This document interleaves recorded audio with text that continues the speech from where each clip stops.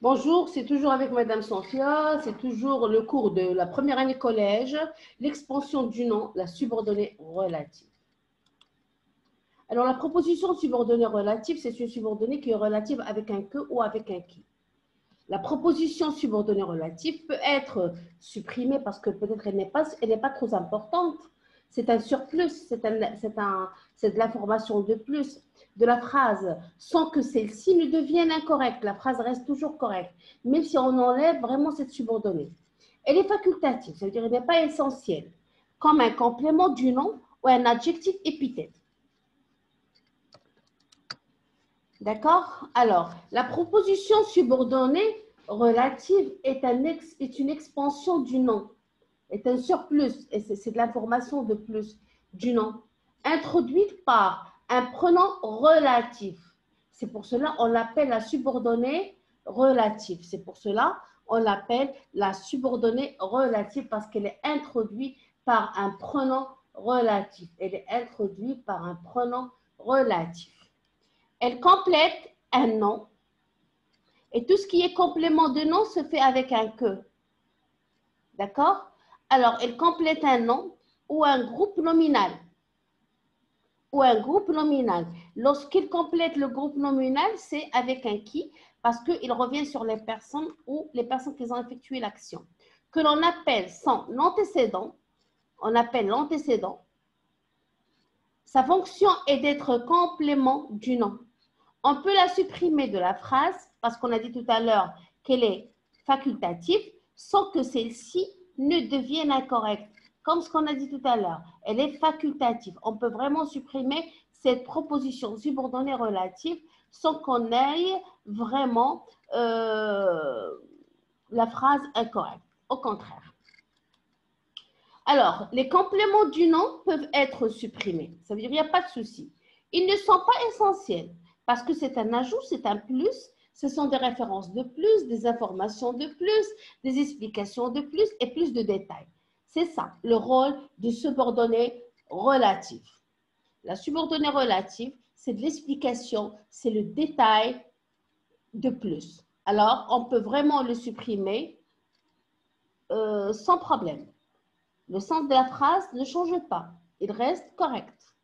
Exemple, j'ai trouvé ce livre que tu m'as prêté. Voilà la subordonnée relative. Que tu m'as prêté. Et l'ajouter le détail, ce n'est pas n'importe quel livre, mais le livre que tu m'as prêté. Ça, c'est la subordonnée relative. C'est la subordonnée relative avec que. C'est la subordonnée relative avec que. Très intéressant. Je reprends. J'ai trouvé ce livre que tu m'as prêté, la relative, la subordonnée relative, très intéressant. Facilement, je peux vraiment m'en dépasser. J'ai trouvé ce livre très intéressant. Alors ici, lorsque je dis j'ai trouvé ce livre que tu m'as prêté très intéressant, automatiquement, j'ai signalé que c'est le livre que tu m'as prêté. C'est celui que je trouvais très intéressant. C'est plus d'informations, plus de détails. Je peux dire simplement j'ai trouvé ce livre très intéressant, comme je peux dire j'ai trouvé ce livre que tu m'as prêté très intéressant avec la subordonnée relative, avec la subordonnée relative. Les apiculteurs récoltent le miel que les abeilles ont fabriqué. Que les abeilles ont fabriqué. C'est la subordonnée relative que les abeilles ont fabriqué. Les apiculteurs récoltent le miel que les abeilles ont fabriqué. Que les abeilles ont fabriqué, c'est la subordonnée relative. C'est la subordonnée relative. Les apiculteurs récoltent le miel, point barre. Est-ce que j'ai manqué le sens? Non. Est-ce que j'ai changé le sens? Non. Les apiculteurs récoltent le miel. Ma mère a cueilli les haricots.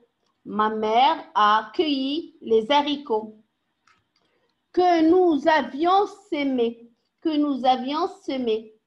Ma mère a cueilli les haricots que nous avions semés. Ma mère a cueilli les haricots. Point. Que nous avions semés, c'est la proposition relative qui est toujours un détail de plus, une précision de plus, une information de plus. Est-ce que c'est clair? On passe. La proposition subordonnée relative ne peut pas exister seule sans la proposition principale. Je ne peux dire que le bus a frappé. Alors, je parle de quoi? Je ne peux pas dire que madame a chanté. Je parle d'une chanson. Alors, c'est quoi? C'est laquelle?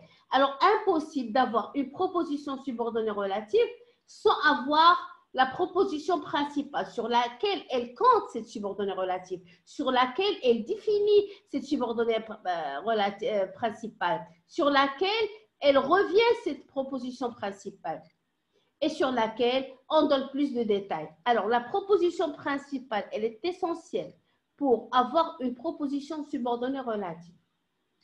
On ne peut pas avoir simplement la proposition subordonnée relative parce que la phrase sera toujours incomplète et il n'y a pas de sens. On ne peut rien comprendre avec une subordonnée relative sans la proposition principale. Sans la proposition principale. Et c'est ça notre but. Exemple. Que tu m'as prêté. Quoi? Quoi? Ce groupe de mots ne veut rien dire. S'il est tout seul, ne veut rien dire. Que tu m'as prêté. Quoi? Alors, le quoi, c'est ce qu'on cherche, c'est la proposition principale. C'est la proposition principale. Je ne peux avoir une proposition subordonnée sans avoir une proposition principale. Sans avoir une proposition principale. Je ne peux te dire, et tu peux me comprendre, si je vous dis que tu m'as prêté. Qu'est-ce que tu m'as prêté? Une robe, un pantalon, un livre. Le groupe nominal ici, le groupe de mots ici, ne veut rien dire. Il est tout seul. Cette proposition ne suffit pas. Elle est seule. Elle n'a aucun sens. Moi, je peux enlever celle-là de la phrase, mais je ne peux vraiment enlever l'essentiel et la proposition principale et laisser simplement la subordonnée relative. Pas du tout. Parce qu'elle est relative à quelque chose. Le que, avec la phrase de la subordonnée relative, par que, elle doit être relative à quelque chose, liée à quelque chose. Elle a rapport avec quelque chose. Elle décrit quelque chose, sinon elle est le détail de quelque chose. La proposition subordonnée relative joue en quelque sorte le rôle d'un adjectif. On peut se dépasser d'un adjectif, il n'y a pas de souci. Alors, cette proposition subordonnée relative, est-ce qu'on peut le dire tout seul? Non. Comme on ne peut pas dire un adjectif tout seul, il nous faut toujours la proposition principale. Il nous faut toujours la proposition principale. Alors, pour vérifier qu'une proposition subordonnée est relative, on peut donc la remplacer par un adjectif. Alors, pour vérifier que cette proposition subordonnée est relative, on peut la remplacer par un adjectif. Exemple, la voiture qui est rouge roule à grande vitesse. La voiture qui est rouge roule à grande vitesse. Je peux dire carrément la subordonnée relative qui est rouge. La voiture rouge roule à grande vitesse. La voiture rouge roule à grande vitesse.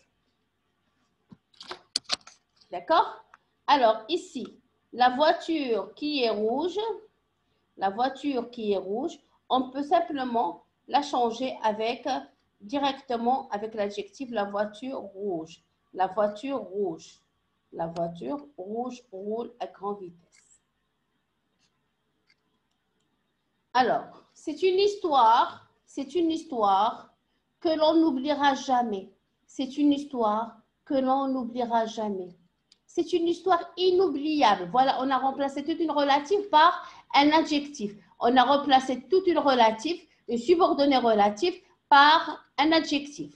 C'est une histoire que l'on n'oubliera jamais et que l'on n'oubliera jamais est remplacée par le mot inoubliable. Elle est remplacée par le mot inoubliable. C'est une histoire, ça c'est la proposition principale, que l'on n'oubliera jamais, c'est la subordonnée relative. C'est une histoire, on garde toujours la proposition principale et la relative, elle est remplacée par un adjectif. Inoubliable. Inoubliable. La proposition subordonnée relative comporte toujours un verbe conjugué. Alors, comme oubliera, c'est un verbe conjugué. La proposition subordonnée relative comporte toujours un verbe conjugué et s'inscrit dans une phrase. Il y a donc au moins 2 verbes conjugués dans la phrase. Le verbe de la proposition principale et le verbe de la proposition subordonnée relative. Alors, ce type de proposition apparaît donc toujours dans une phrase. Exemple, les mouettes qui volent au-dessus de nous sont nombreuses. On a vol ou on a sont qui volent dans la relative, sont dans la proposition principale. Les mouettes qui volent au-dessous de nous. Qui volent au-dessous de nous, c'est la subordonnée relative. C'est la subordonnée relative. Le verbe de la subordonnée, c'est vol, vol. Ça, c'est le premier verbe de la subordonnée. Le deuxième verbe de la phrase qui appartient à la proposition initiale ou principale, c'est le verbe être au troisième personne du pluriel. Sont. Les mouettes sont. Elle revient sur les muettes. Les mouettes sont nombreuses. Comme je dis, je peux me séparer carrément de la relative. Je peux dire les mouettes sont nombreuses. Comme je peux dire une phrase avec la subordonnée relative et je dis les mouettes qui volent au-dessus de nous sont nombreuses. La proposition subordonnée relative, qui vole au-dessous de nous comporte un verbe conjugué vole. Elle apparaît dans la phrase. Les muettes sont nombreuses. Les mouettes sont nombreuses. Ou il y a également un verbe conjugué sont. La phrase est donc complexe. La proposition subordonnée relative, complément du nom. Maintenant, on ne complète plus la subordonnée relative complément, mais le complément du nom. La proposition subordonnée relative complète un nom ou un groupe nominal. Elle donne des précisions sur ce nom ou ce groupe nominal que l'on appelle antécédent. L'antécédent, ce qui est déjà passé. Sa fonction est donc d'être complément du nom. Elle complète le nom ou elle complète l'antécédent. Il peut être un nom ou un groupe nominal. On l'appelle l'antécédent. D'accord? Alors, sa fonction est donc d'être complément du nom. La proposition subordonnée relative complément du nom apporte une information sur le nom. Il apporte une information sur le nom antécédent, qu'on appelle l'antécédent. On peut la remplacer par un complément du nom. Je reprends. La proposition subordonnée relative. Complément du nom apporte une information sur le nom. Antécédent. On peut le remplacer par un complément du nom. Exemple. J'ai mangé le gâteau. J'ai mangé quoi? J'ai mangé le gâteau. Qui est au chocolat. C'est une relative. C'est une subordonnée relative. J'ai mangé le gâteau au chocolat. Alors, j'ai enlevé la subordonnée relative et j'ai mis simplement le nom. Le complément du nom gâteau, c'est au chocolat. C'est un complément du nom du gâteau. D'accord? Alors, j'ai mangé le délicieux gâteau. Je peux dire j'ai mangé le gâteau qui est délicieux. Je peux aussi utiliser j'ai mangé le délicieux gâteau. Alors là, ici, c'est l'adjectif épithète du nom gâteau. Délicieux gâteau, c'est un adjectif attaché, épithète du nom gâteau. Soit avec un complément du nom, soit avec un adjectif. D'accord? Alors, automatiquement, la proposition ici relative, qui est avec qui ou que, elle peut être remplacée par un adjectif, comme elle peut être remplacée par un complément du nom. La proposition subordonnée relative est introduite par un pronom relatif. Parce qu'on ne peut pas dire une proposition subordonnée relative s'il n'est pas relative avec un pronom. Elle fait partie du groupe nominal et ne peut pas exister seule. Exemple, j'ai mangé le gâteau que tu m'as donné. Voilà la subordonnée relative. Que tu m'as donné. J'ai mangé le gâteau que tu m'as donné. Ici, on a le pronom que. Que tu m'as donné est la proposition subordonnée relative qui complète le nom gâteau. Quel gâteau tu as mangé? J'ai mangé le gâteau que tu m'as donné. Alors, que tu m'as donné est la proposition subordonnée relative qui complète le nom gâteau. Elle complète le nom gâteau.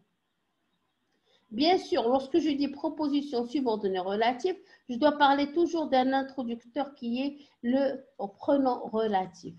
Elle est introduite par que, qui est le pronom relatif. Gâteau est l'antécédent du pronom que. Et parce que tu m'as donné, j'ai mangé le gâteau que tu m'as donné. Qu'est-ce qui antécède le gâteau? C'est le que plutôt. Qu'est-ce qui antécède le que? C'est le gâteau. Alors, gâteau, c'est l'antécédent du pronom que. Gâteau, c'est l'antécédent du pronom que. La proposition relative fait partie du groupe nominal. Le gâteau que tu m'as donné. Le gâteau que tu m'as donné. D'accord? Alors, on a dit ici que la phrase, ou plutôt la subordonnée relative, la proposition subordonnée relative, elle est introduite par un pronom relatif, que ou qui. Ici, on voit le que, c'est, il vient, l'antécédent du mot que, plutôt du pronom que, c'est le gâteau. Alors, le gâteau antécède le que, et là, elle fait partie du groupe nominal que tu m'as donné. Ici, la relative est partie de la proposition initiale qui est le gâteau, qui parle du gâteau. La fille qui m'a parlé était très en retard. La fille était très en retard. La phrase, elle est bien juste et complète. La phrase, elle est bien juste et complète. La fille était très en retard. J'en ajoute une relative, une subordonnée relative. La subordonnée relative, elle donne plus de détails. La fille qui m'a parlé était très en retard. La fille qui m'a parlé était très en retard. Est-ce que c'est n'importe quelle fille qui était en retard? Non. Est-ce que c'est la fille des voisins qui était en retard? Non. Est-ce que la fille qui ne parle pas qui était en retard? Non. Ici, je donne plus d'explications et de détails avec une subordonnée, proposition subordonnée relative qui m'a parlé. Qui m'a parlé. La fille qui m'a parlé était très en retard. Était très en retard. Qui m'a parlé est la proposition subordonnée relative qui complète le nom fille. Qui complète le nom fille. Elle est introduite par le pronom relatif qui. Elle est introduite par le pronom relatif qui. Parce qu'ici, il s'agit d'une personne. Fille est l'antécédent du pronom qui. Qu'est-ce qui est antécédent du qui? C'est la fille. Alors, je ne peux pas dire que, je dis la fille qui m'a parlé. La proposition relative ici fait partie du groupe nominal. La fille qui m'a parlé. La proposition relative fait partie du groupe nominal, la fille qui m'a parlé. L'antécédent du pronom qui, c'est la fille. Ici, on a le pronom relatif qui. Remarque, on utilise le pronom relatif qui lorsque l'antécédent du pronom est sujet du verbe. Est sujet du verbe de la proposition subordonnée relative. Ça veut dire, tout à l'heure, on a dit on peut avoir deux verbes. Un verbe À la relative, la